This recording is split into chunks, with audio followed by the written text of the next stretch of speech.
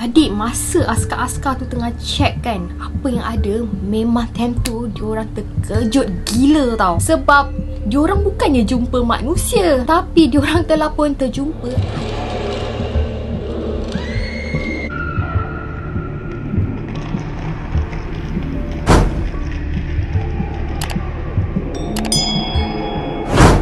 Assalamualaikum dan hai semua.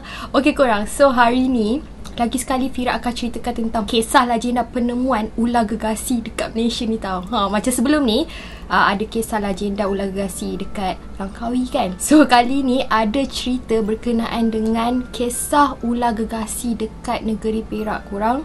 So boleh katakan hebat juga Malaysia ni sampaikan ada dua negeri tau pernah ada kes penemuan ular gergasi ni. Jadi korang tahu tak anggaran betapa besarnya ular ni? Korang kenalah tengok video ni sampai habis. Jadi dikatakan sebenarnya ular gergasi ni dah lama tau bersembunyi dekat tempat persembunyian dia tu, which is dekat negeri Perak. Jadi sekarang persoalan dia, macam mana akhirnya tempat persembunyian dia ni boleh ditemui? Jadi kisah legenda ataupun cerita rakyat berkenaan dengan ular gergasi yang ditemui dekat negeri Perak ni dikatakan telah pun berlaku pada zaman pemerintahan Jepun dulu. Masa tu dikatakan memang kecoh, memang gempar semua kabar angin dekat seluruh Perak yang mengatakan bahawa ada ular gergasi yang telah pun dibunuh oleh tentera Jepun dengan menggunakan bom tangan sahaja. Jadi cerita dia bermula macam ni. Masa zaman pemerintahan Jepun tu, time tu selalu tahu berlaku kejadian-kejadian yang pelik dan juga aneh. Sebab apa? Sebab masa tu diorang cakap selalu berlaku kes orang yang hilang dekat kawasan berdekatan dengan kem tentera Jepun dekat situ. Jadi masa tu pegawai pemerintah Jepun, kirakan macam ketua dia lah, telah pun mengarahkan pasukan rondanya tu untuk pergi meninjau dekat kawasan yang dikatakan kerap berlaku orang hilang lah, di mana dikatakan kalau ada orang pergi ataupun masuk dekat kawasan tersebut,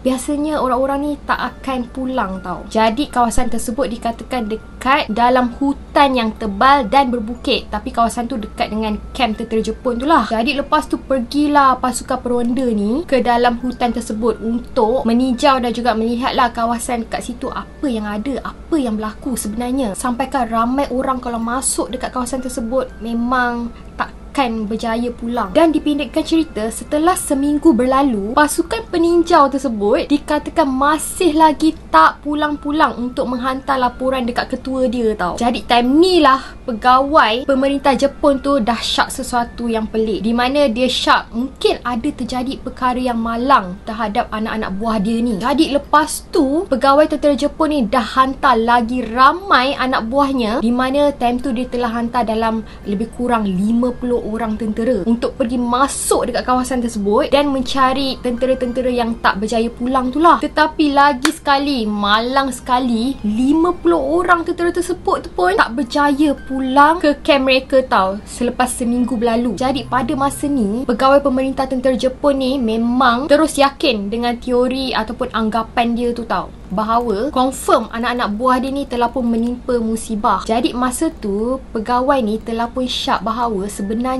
anak-anak buah dia ni mungkin telah pun dibunuh ataupun ditawan oleh tentera-tentera British ataupun askar-askar Melayu. Tanpa berfikir panjang lagi, pegawai ni terus kumpul lagi ramai tentera dia, iaitu seramai 300 orang untuk mencari dua pasukan dia yang hilang tadi tu. Maka lepas tu mereka pun pergilah masuk ke dalam hutan tersebut untuk mencari pasukan-pasukan yang hilang tadi. Jadi boleh dikatakan dalam sehari jugalah mereka berjalan masuk ke dalam hutan tebal tersebut untuk cari pasukan-pasukan yang tak berjaya pulang tadi tu. Jadi masa mereka tengah jalan-jalan ni, tiba-tiba mereka rasa macam ada sesuatu yang pelik tau dekat tempat tu, di mana tiba-tiba je mereka ni telah pun tiba dekat satu kawasan yang sangat lapang, di mana dekat kawasan tu tak ada rumput. Ada orang kata macam umpama kampung bunian lah dekat tengah-tengah hutan.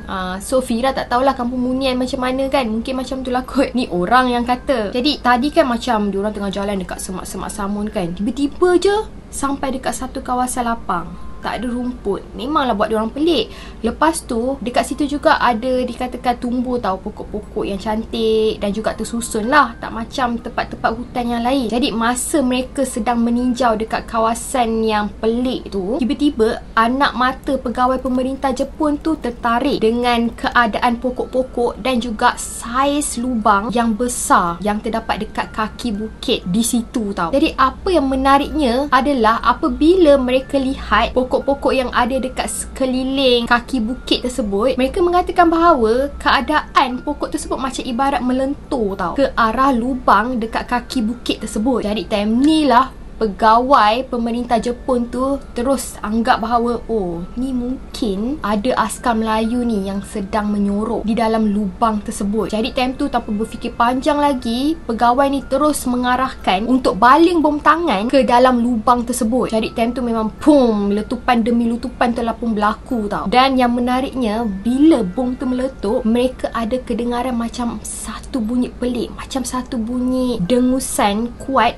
binatang besar. Jadi letupan bom tangan yang bertali arus tu pun telah meruntuhkan lereng bukit dan akhirnya telah pun berjaya menutup lubang tersebut. Jadi sebaik sahaja letupan bom tangan tersebut berhenti, pegawai tersebut terus mengarahkan askarnya untuk memeriksa tau apa yang ada dekat sebalik runtuhan bukit tersebut. Manalah tahu kot-kot tu jumpa mayat manusia ke, macam mayat askar tentera Melayu ke, ataupun tentera British ke. Jadi masa askar-askar tu tengah check kan apa yang ada, memang time tu diorang terkejut gila tau. Sebab diorang bukannya jumpa manusia, tapi diorang telah pun terjumpa ada sebiji mata ular yang sangat besar. Kurang ibarat besar dia tu macam besar sebiji kelapa muda. Jadi time tu memang kecoh lah. And pegawai tu terus arahkan askar-askar yang lain ni untuk teruskan bom lagi sekali tempat runtuhan tu daripada atas pula. Jadi pengeboman yang kali kedua ni telah pun mendedahkan badan ular bersaiz gergasi,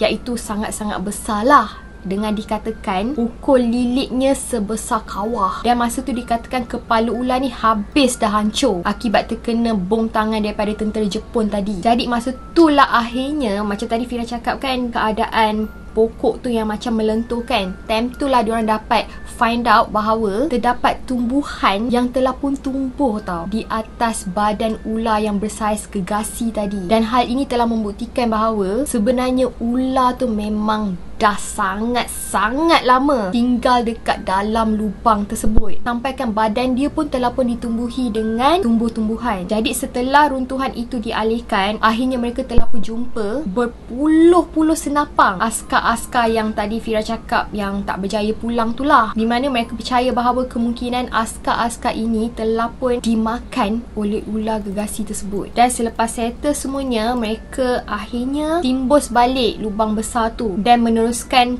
bom lagi dekat lereng-lereng bukit yang lebih tinggi. Dan akhirnya runtuhan itu telah pun menimbus bangkai ular tersebut. Okey, jadi itulah cerita berkenaan dengan penemuan ular gergasi dekat negeri Perak. So menarik kan cerita dia? Gila lah, korang dapat bayangkan tak? Mata dia je sebesar buah kelapa. Tak dapat bayangkan betapa besarnya badan dia. Tapi sebenarnya kesahihan cerita ni masih lagi tak dapat dibuktikan lah, kerana cerita ni telah pun disampaikan daripada turun-temurun, iaitu daripada mulut ke mulut, dan masih lagi tak ada bukti kukuh bahawa kemungkinan adanya ular gergasi yang telah pun dijumpai dekat negeri Perak tersebut. Dan kalau korang nak tahu dekat mana tempat spesifiknya kejadian ini berlaku, adalah dikatakan ianya berlaku dekat kawasan Slim River yang mana berdekatan dekat hutan tebal ke arah Banjaran Titiwangsa tu. Jadi thank you so much kepada yang dah tengok cerita ni sampai habis. Kalau korang suka dengan video ni, jangan lupa tekan butang like, okay? So thank you so much. See you again next time and bye.